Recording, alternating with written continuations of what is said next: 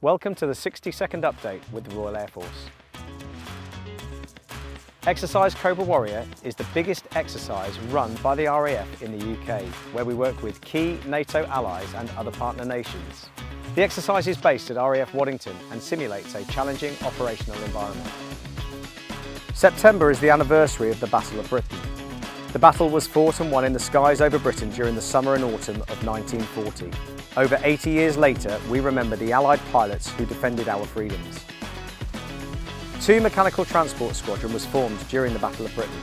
Today, 2MT is the RAF's road-going heavy lift capability. The squadron has highly trained drivers and specialist vehicles to transport the equipment needed for exercises and operations. The Red Arrows and RAF Typhoon display team soared over thousands of fans at Bournemouth Air Festival.